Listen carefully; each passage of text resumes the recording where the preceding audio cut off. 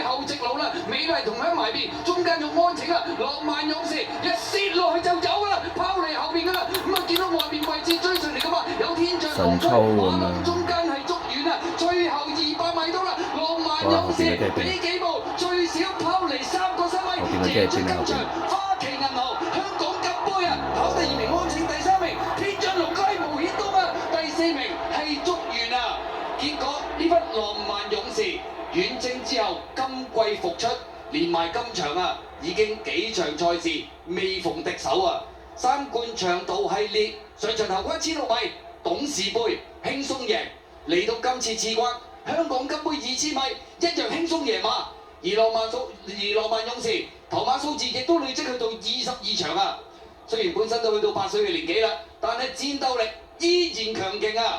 浪漫勇士嚟緊目標，咁啊當然放咗喺4月份嘅女王杯，同埋5月份3冠長途尾關嘅2400米。